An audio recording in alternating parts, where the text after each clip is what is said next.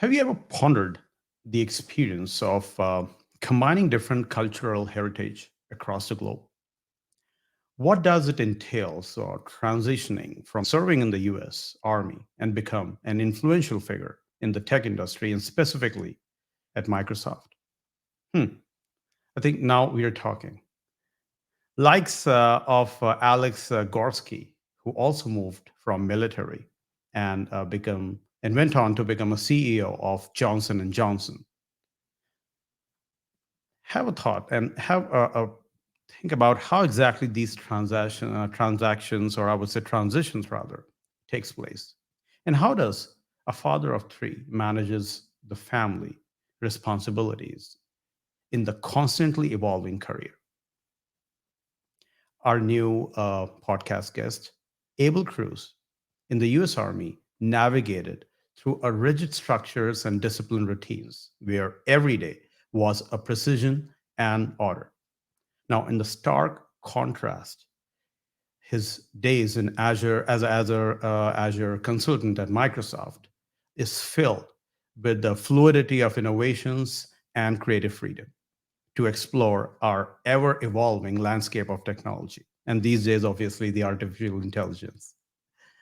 So once marching in the boots and uniforms and now strides through the dynamic world of tech, swapping military drills with the coding sprints and complex problem solvings in cloud computing specifically.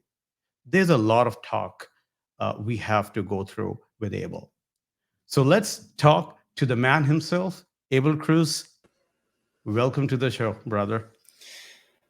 Well, with an You're on mute, introduction I like guess. that, can you hear me? Okay, I cannot hear you. So let me just see. I think we may have a technical glitch here. Can you say something again? Can you hear me? Yes. Okay, I'm There we good go. now. Yes, yes. It's my fault. Welcome again. Thank you. Thank you. With an introduction like that, it's a little difficult to have anything else to say. And I don't know about comparing me to Alex Gorksky there. Yikes. Yeah, thank you, Saurabh. I appreciate the introduction and look forward to talking to you. There's a lot we got to Definitely. cover. The pleasure is all ours, and the guest like you always inspires our guests to give some perspective. And again, as what we say in Let's Talk podcast is a way of thinking, not giving you solutions. So before we get started and get into nitty gritties of your life, your thought process, and why we are here, if if obviously I haven't said much about yourself, please enlighten us brief about your introduction, your background, so that we can have a good foundation to have these conversations. Sure. So I was born in Cuba. I was born to arguably one of the worst despotisms in the world. And my parents, shortly after, sought to seek a better life for myself and my brother. And they moved to Angola, which beautiful country, incredible people. But we moved there in the middle of a civil war. But that should sort of level set the context for people Yes. that an active civil war is still better than Cuba, right? Um, we we pondered migrating to Europe. My parents did multiple visits to Portugal, Spain, trying to find a place to sort of nestle in after Angola, and we ended up in the United States. And we settled down in Fort Lauderdale, or I'm sorry, Miami. Mhm. And shortly after getting a taste for what it was like to get to work, I decided to leave my parents home a little early, a little too early, maybe. I was on a dual enrollment program where I was going to college full time as a high school student. The pitch was we'd get to graduate with a couple of offers for scholarships and all that, and have both a high school diploma and an associate's degree right off the bat. But I was too antsy, too full of energy, and ready to get moving. So I left that to go work construction in Tampa, and that was going really well for a while. And one day, driving home, I saw a recruiting office, and I decided, hey, why not try something new and see what they have to offer? And the rest, as they say, is history. Wow, that's that's a great context here.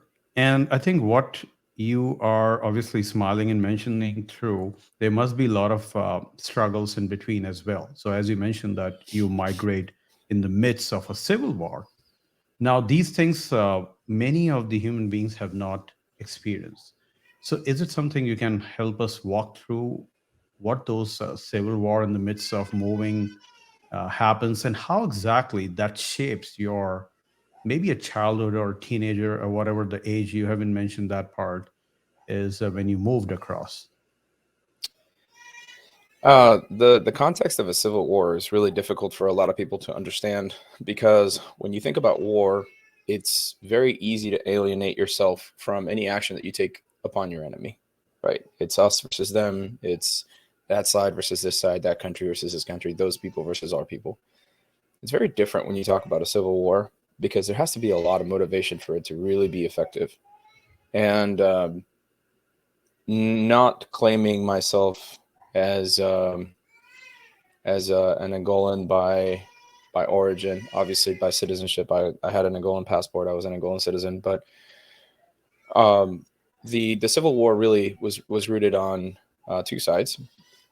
The vice president defunct who was not elected and who felt that the elections were in some way, shape, or form rigged or set up in his failure, and he ruled with fear. If you didn't support him, he would maim you, he would torture you, he would burn your villages. Not nothing productive. And then there was the president's side, who was the legal side, the federal side, but they ruled with money, right? The more support that he was given, the more that he turned that support outwards towards the people and enabled people to have better lives around the core cities in Angola. So being in the ground, being within the people, it was very weird because there was random spurts of violence throughout the city at random given times, but it wasn't something that the people felt necessarily. And by and large, while it may have been difficult for adults to adopt to that environment, I know it was very hard on my mom. And to this day, she still talks about how difficult it was and how fearful for her life she was and all of this. For me, it kind of became the real only norm that I knew. At this point, I didn't really know much Spanish. I didn't do any Spanish in school or anything like that. It was mostly just spoken Portuguese, written Portuguese, and that was my prima lingua, as they say, right? And I would play with the kids in the streets. I would walk to my public school at times, and sometimes I'd walk home. And these kind of things drove my mom crazy. I mean, just absolutely crazy. Because in her mind, there's no reason that I should be outside of the home at any given time. My dad was a little more lenient. My dad was a little more relaxed about it. But in her mind, any time that I spent outside of her protection was but the potentiality for me to die. But I saw her as her caging me in and not really understanding the reality of the circumstance. Portuguese was a secondary language for her, and they couldn't speak it as fast as I could. They couldn't understand it as well as I could at times. And so it was very different from me because the reality that my mom had seen through her eyes was not what I was experiencing. And to be honest, not what I experienced. I'll tell you a quick story and then we can move on. But Sure. I got beat one time pretty badly because I came home from school and she gave me a little bit of money and she said, uh, she was trying to open up and give me a little bit of freedom, you know. And Mhm. down from our building, about a block away, was a bakery, and she said, "Go get some bread, and then come right back for dinner." And I knew that they were going to go do a work function and then come back home. So I knew that there was at least a couple of hours of play, or at least it tended to be that way. Nope, they really just went to work and came right back, and I didn't have that time. So in my mind, I was like, well, I have all this money she gave me. It's more than enough for bread, and I really want a choco. Choco is like cuttlefish, like squid, and they only sell them at the beach, but they literally sell them like they just caught them and they immediately cook them and give them to you on a stick. It was like my favorite snack of all time. So I was like, Okay. And well, how old are you? Were you at that time? I 9. Okay, go ahead. Yeah, 9. So I went and walked like 2.5 miles to the beach, bought myself a choco, and was happy as heck. Probably licking the stick by the time that I got home, and she was at the floor of our building, literally like a hawk, just looking everywhere. And when Looking she at it. caught eye of me, oh man, yeah, that was. But it was funny because as she was trying to hit me and not understanding what was happening, me trying to question like what's going on, why am I getting hit, like what happened, why are you angry with me, she couldn't um she couldn't control her crying. She was crying uncontrollably, and that was probably the first time that I realized what true fear in an adult looks like. Hmm. And part of me understood, even at that moment I wasn't happy. It hurt. Yeah, But exactly. I kind of understood that I had hurt her in a way, and that it literally it put her in such a negative place to be so scared and not know what was happening, that to this day, as a 34-year-old man, I still either give my mom a call or send her a text whenever I'm flying off or I'm coming back from somewhere, just so that she has the peace of mind that she knows where I am.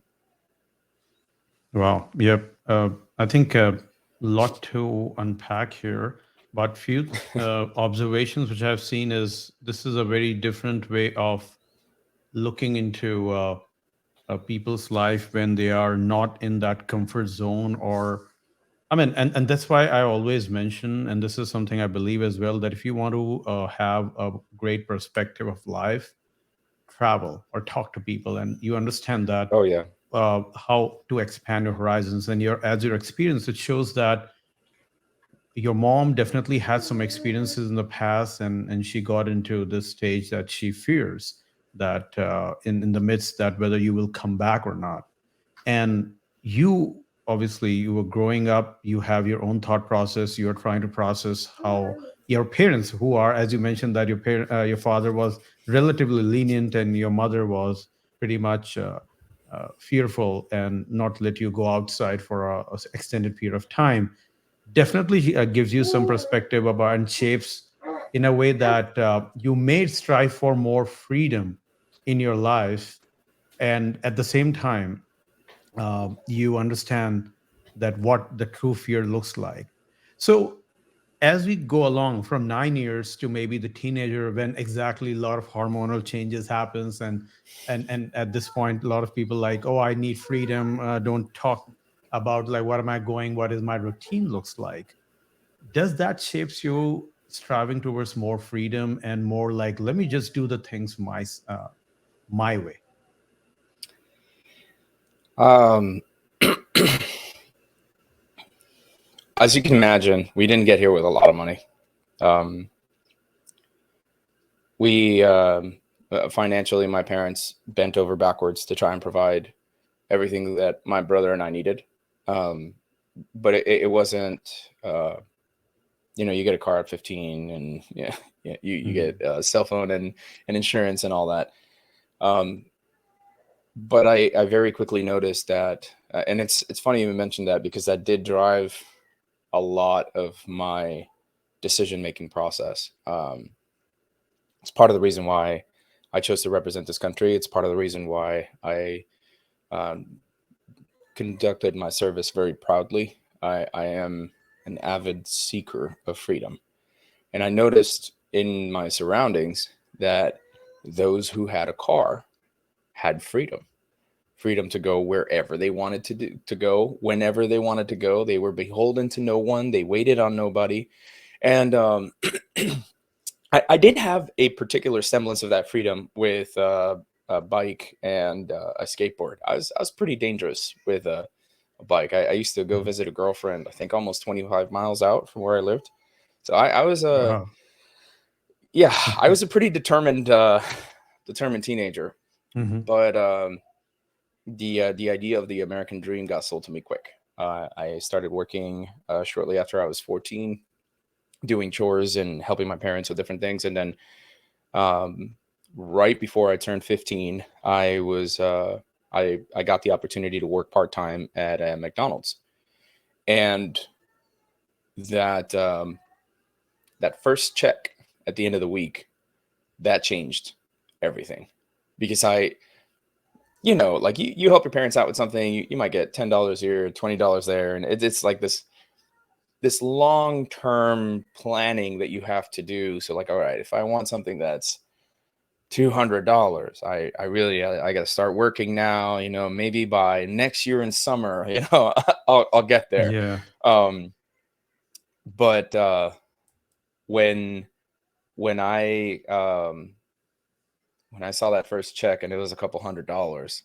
worth of my labor, this instantly changed everything. I quickly started looking at, well, how can I make more? uh, what do I have Yes. to do? Right. Yeah. Oh, wow. Yeah. Yeah. I think uh, you rightly mentioned always the first paycheck is special. And one thing is very significant here is the true meaning of freedom. A lot of people think of freedom in a certain way, obviously, their upbringings and what kind of things they have. As Right. you mentioned, that freedom would be taking your bike, or freedom would be doing something for extended period of time and no one is there. And these small things, which may not look freedom to the maybe the people who never had these uh, I would say challenges in their life, may not understand. And that's where, do you think that these learnings truly define you the way you are right now, or you were always like that and you were just waiting to be uh, get into this military or anything like define your personality over there? Do you think that those adverse situations really change you or define your, I would say, honed your abilities to be more determined?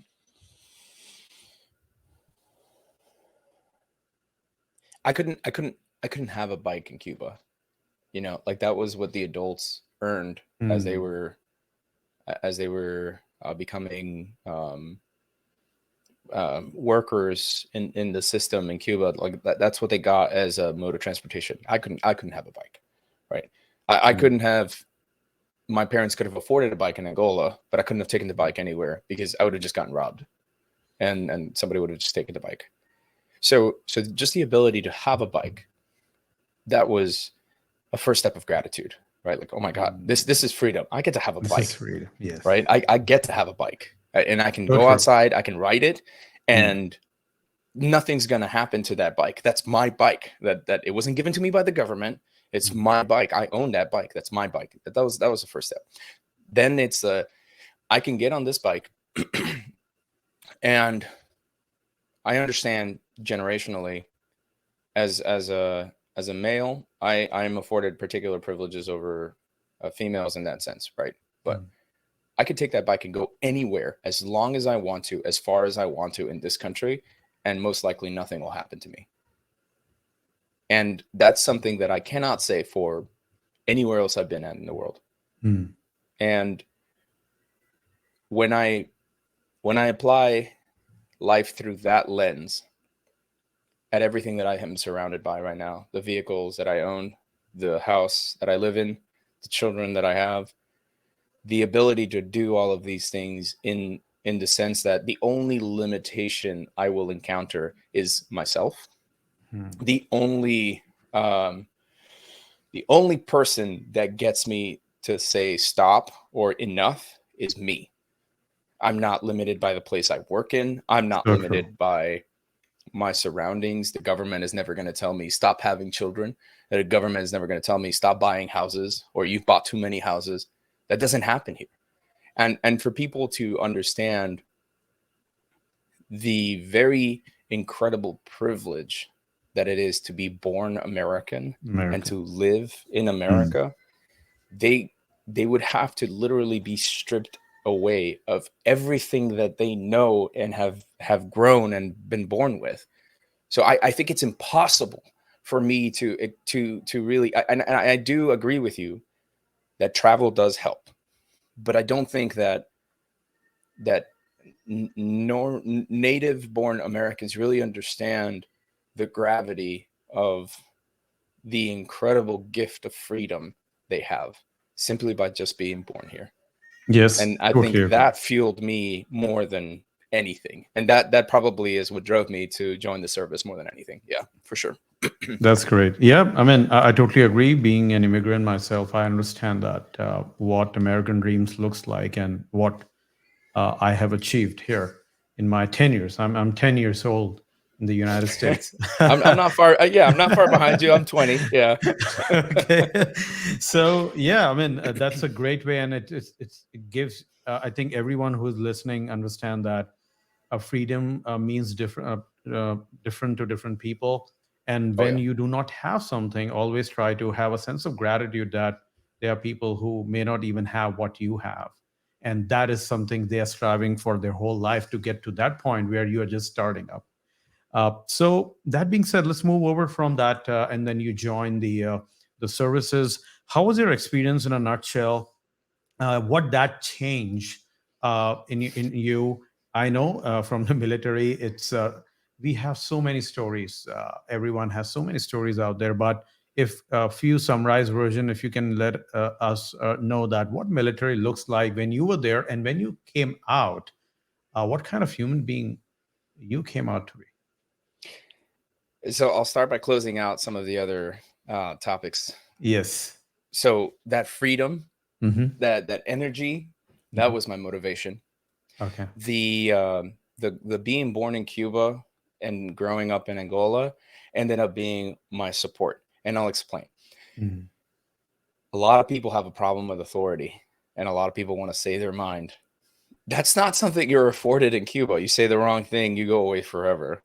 So I wasn't born with that gift of Mm-hmm. freedom of speech. I didn't know that gift until I got out and I started to really think about what that meant for me. So shutting up and doing what I'm told and following orders, second nature.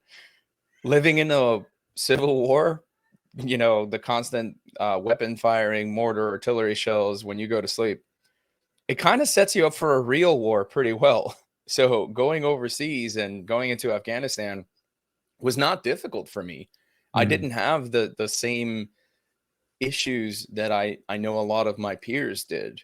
Mine was more being separated from my children than anything else. That was really what was hard for me, was being away from my daughter. Because she was my world. She is my world.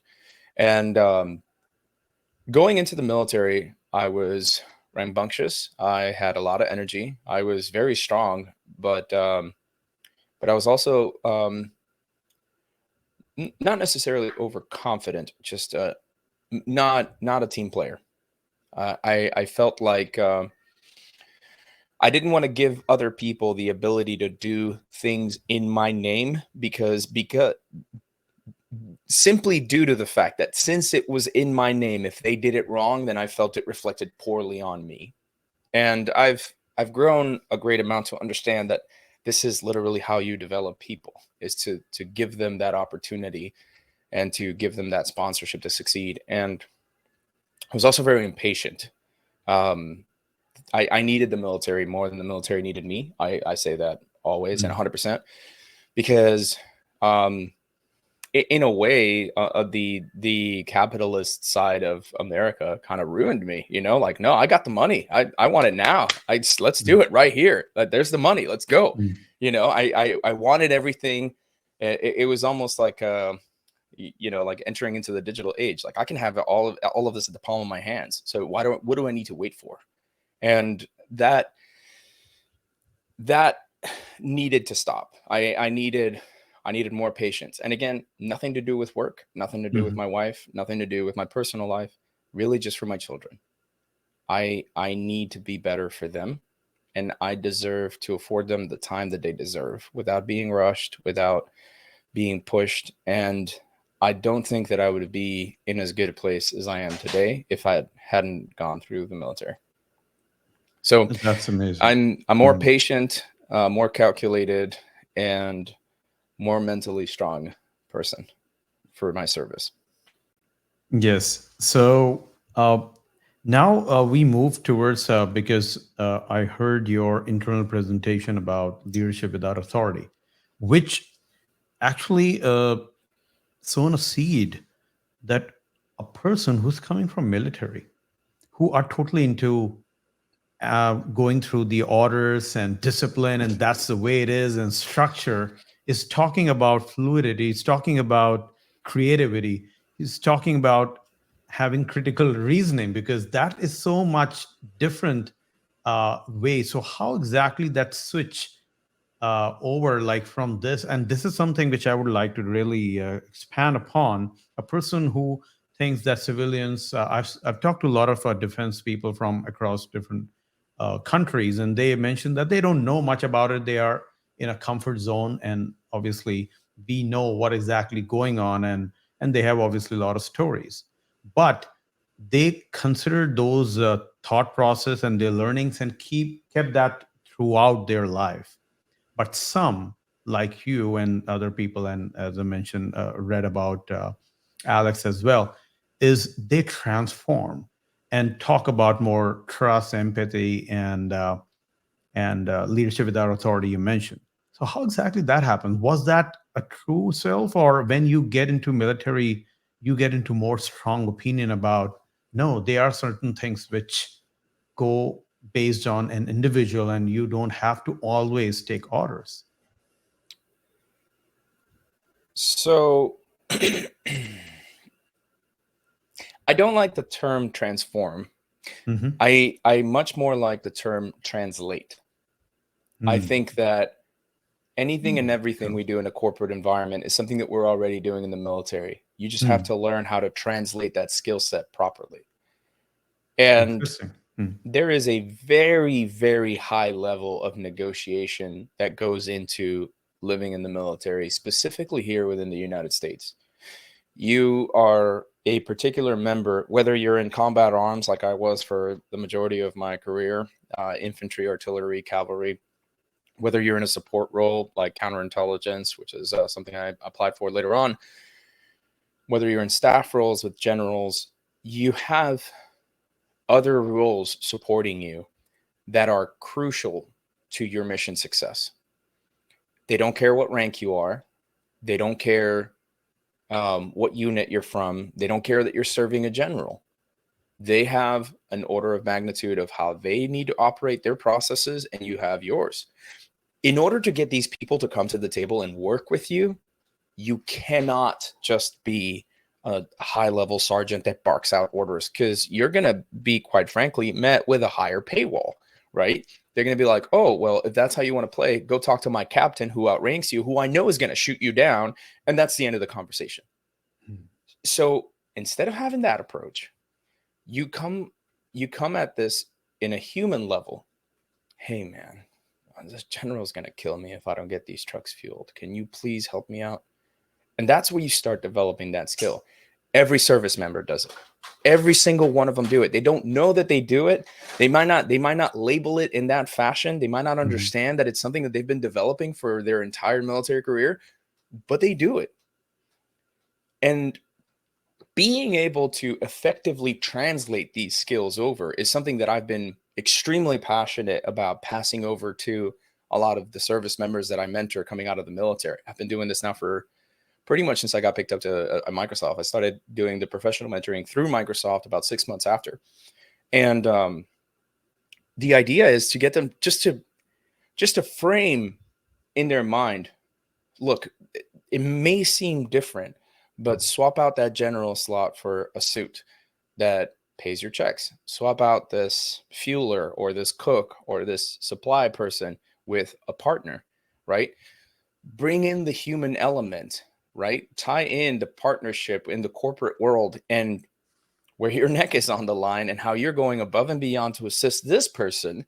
So all you need is a little bit of assistance back. That negotiative mindset doesn't change. It's still present. It's still very much the same skill set you're already doing. All you have to do is translate it the right way. When you translate every other aspect of military, the discipline, when you translate, most people believe that military people are highly disciplined, or I'm sorry, highly motivated. But the reality is that motivation is it's fickle. It's a good way to get started, but it's not going to get you going. It's not going to keep you going, and it's definitely not going to help you finish. That's where discipline comes in, and that's the real edge that most soldiers have that they don't know they have, is that I have the discipline to embrace the suck. I have the motivation to start something that looks cool, but the second that it turns sour or it becomes difficult, I have the discipline to keep pushing through it.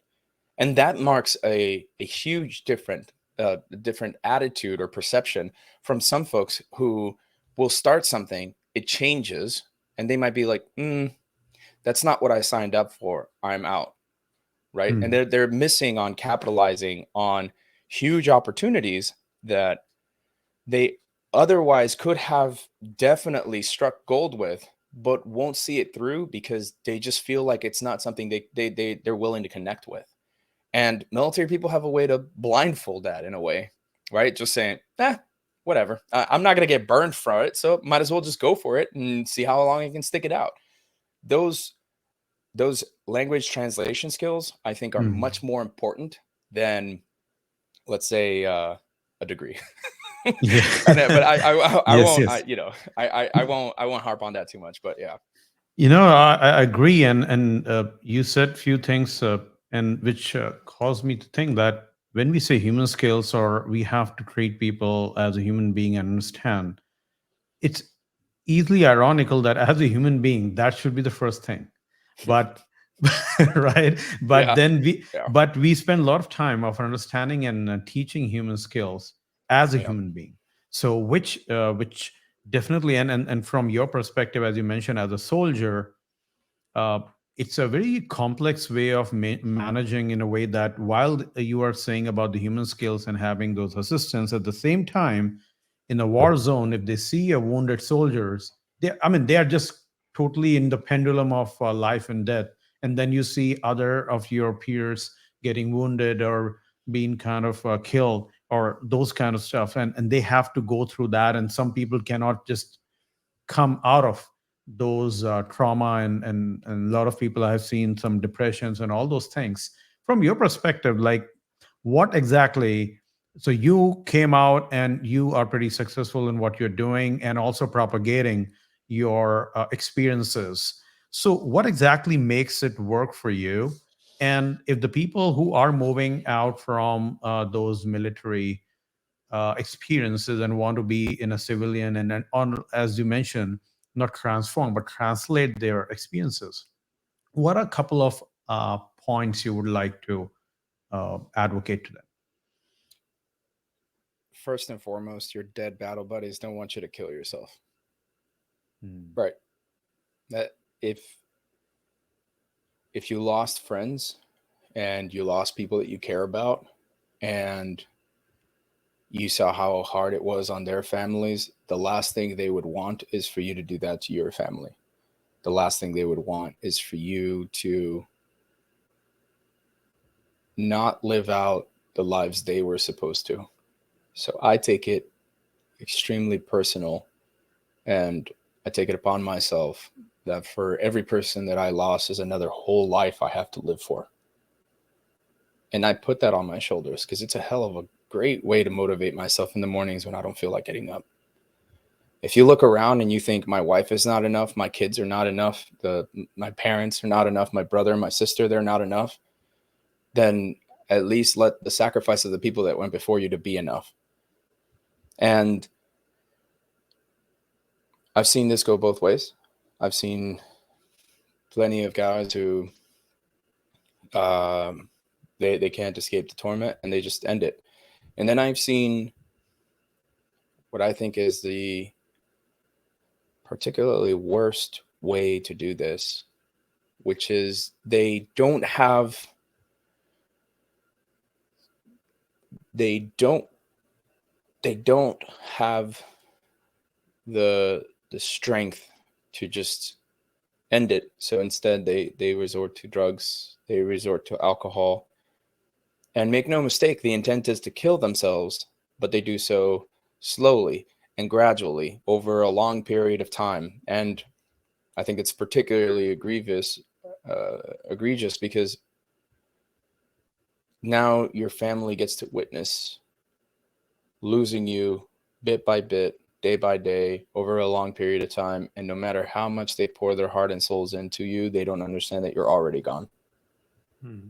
And I think that's the worst.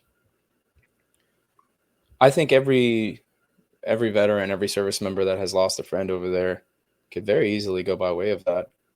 It's difficult, and especially now with what happened last year, where they abandoned our 20-year effort to try and democratize Afghanistan, and then last October, the entire global war on terrorism's key objective was ensure that something like 9/11 never happens again, and then it did. So I've spoken to a lot of service members who were questioning, like, what did I do for 10, 15, 20 years? What was it all worth? And I implore those people to think beyond the scope of what we were doing there militarily for the United States, and more of how many water wells did you install in remote villages in Afghanistan where they had never seen flowing water? Hmm. Those people, they don't care who's in power, whether it's a democratic Afghani government or the Taliban. To them, life goes on like normal. How many schools did we build for them? How many hospitals did we build for them? How many water wells did we install across the entire country? What goodness did we bring to the people of Afghanistan that is independent and non-correlative to whatever government rules Afghanistan? Hmm. That's what really matters. Those are the real lives that we impacted. And we changed a lot of lives out there. Yeah. The other portion of this too is we gave them a taste of freedom. We Hmm. saw that there's another way to live. And I don't think the story in Afghanistan is over yet. I think we've yet to see the ramifications of what it really meant to give a country a particular type of life and then let that taste be very quickly taken away.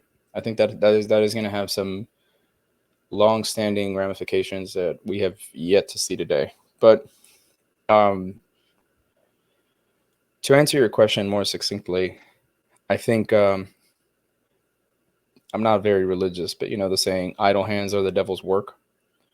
I think any veteran who is struggling with something, the worst thing they could do is nothing. Period. Go get help, go get work, and keep your hands busy. That helps.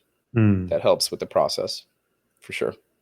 Oh, definitely. What a great perspective. And I think in a crux, what you just mentioned is instead of harping on your past in terms of what I cannot do in the future, rather than see the positive sides. You mentioned about building hospitals, schools, building wells, how you basically transform their life in other countries, because that fills you a sense of pride and the things which you have done and change the way how you look for the future.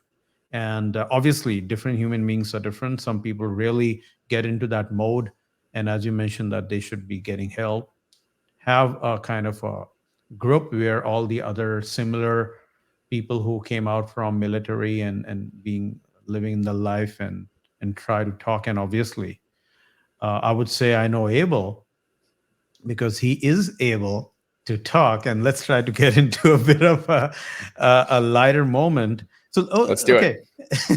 So let me give you a dad joke here. uh, Hmm. so what happens if you are wearing a cap? Uh, I don't know. You are What? cap able. I know. I like it. Yeah. Capable. Yeah, I I know, but like I it. just tried it. so, so yeah, I mean, I know that's just try to lighten up a mood, and these dad jokes definitely Oh, people I love laugh dad because of jokes. the silly thems, or Yeah. I love them. I mean, it's always like even my kid is like, I know what you're up to, and he knows that what exactly I'm about to say about certain thing. Dad, are you going to say something about it because you're smiling and all?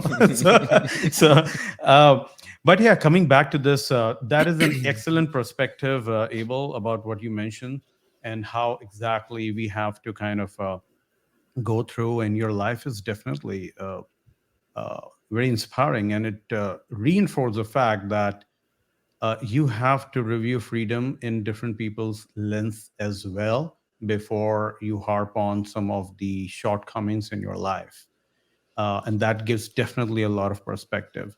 So towards the end, I know I could have gone for hour and more, but definitely I would like to have more, I would say, opportunity to talk to you. So first, what are the three key takeaways for the people who are implementing leadership skills, specifically coming from military? Because we discuss a lot about a regular leadership and we have a lot of things. But I would like to specifically focus from your side is in order to transform leadership coming from these backgrounds, what are the top three things people who are aspiring to be in technology or in any other role would like to start working upon? Of course. Learn how to translate. Right. Learn how to speak another language. In the military, we're filled with acronyms and isms, and you need to learn to walk away from that and still Hmm. be your authentic self. It's okay if you curse every now and then. That doesn't really Hmm. matter. What really Hmm. matters is that you need to learn how to translate. Um, that's habit number one. You need to understand that what you were doing in the military, if you say it under any other lens, people are just not going to understand.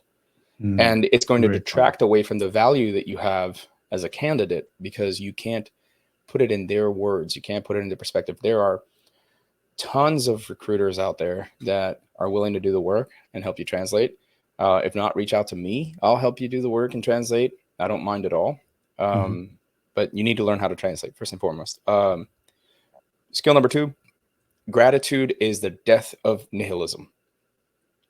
I love talking to nihilists who will say, no, there's no proof of God, there's no proof of anything, so what's the point of it all? I think Hmm. that statement itself is the point of it all.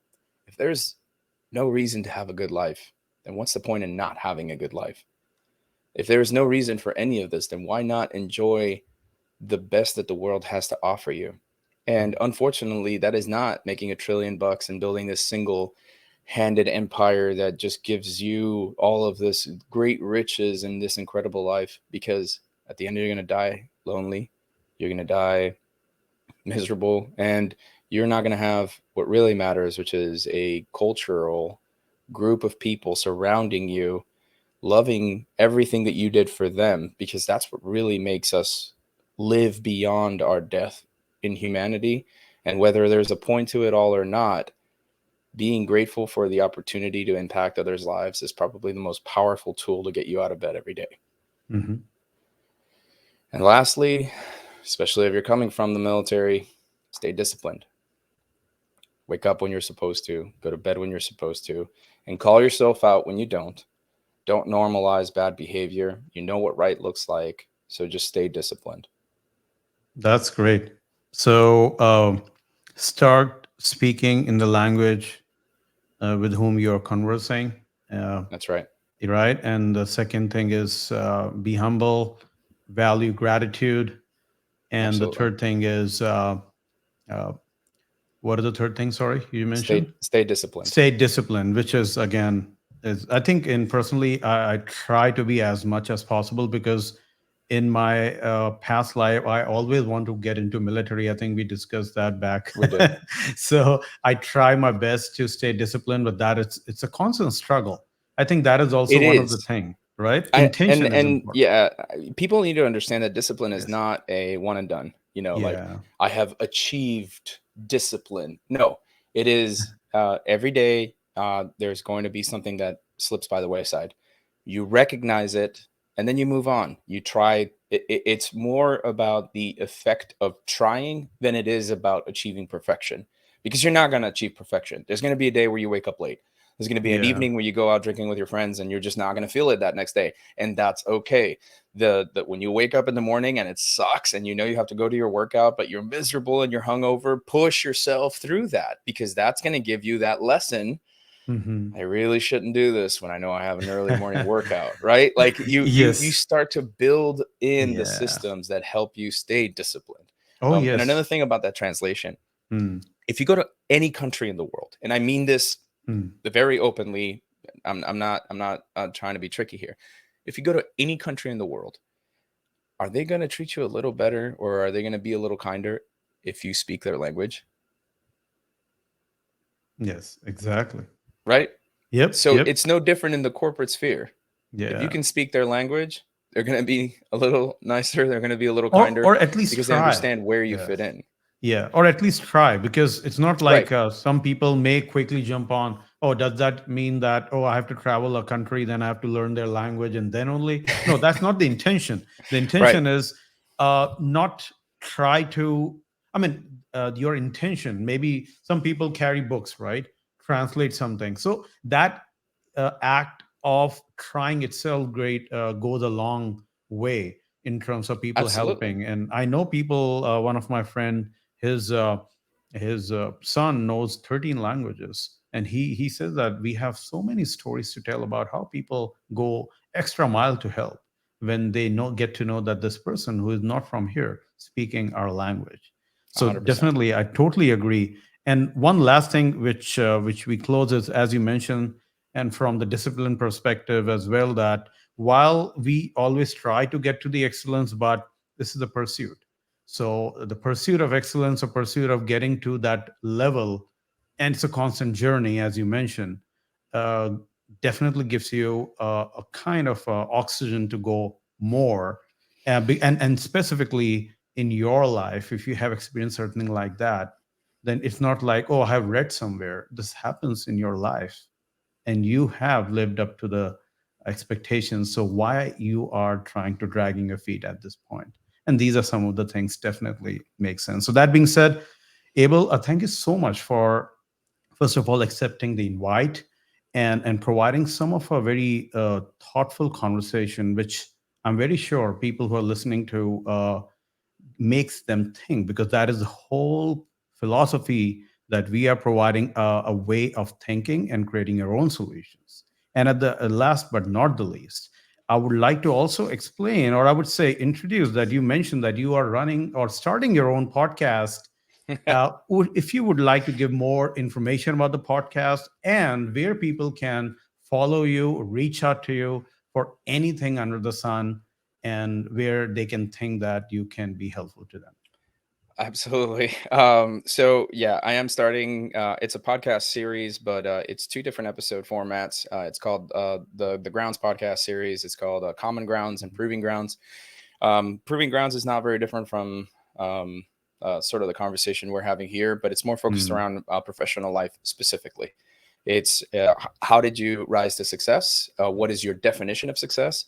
And before giving me, some habits for folks to start practicing every day, what did you fail at?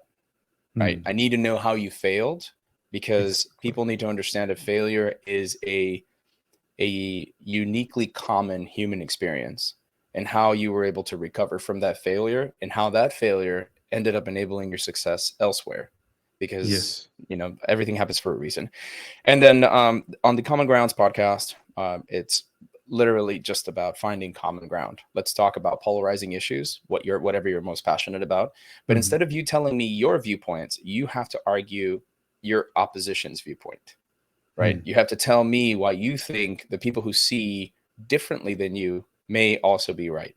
The idea is, at the end of the day, we're always going to find that there's at least one thing that we have in common with everybody around us, because for the many different or polarized issues that were being talked through these days, Um, that might be that just the last mile, 10% of the issues. Because when you talk about the other 90% of things that humans care about, we probably all see eye to eye. We all want to have fruitful lives. We all want to have flowing water. We all want to have good food to eat. We all want to have a good, healthy environment for our children. We all want to have the ability to grow old and be surrounded by those that love us. And how we define the process and how we define how we get there may be a little bit different for everyone. But we all want the same Okay. things. So we have Yes, far more in common than we do in difference. So that's yeah, great. yeah, they can find me at groundspodcast.pro, Mhm, and mhm. I'm of course in LinkedIn. And here in a little bit, I'm going to do a big social media uh, ad campaign for Grounds Podcast, and yeah, I'll be in all the big socials. And then for the podcasts themselves, they'll be in Spotify. Uh, they'll be in Apple Podcasts, Google Podcasts, YouTube. Perfect. That's great. And the mere idea, what you mentioned about that, really sounds so exciting for me. So I'm really looking forward for your podcast and see how it shapes up.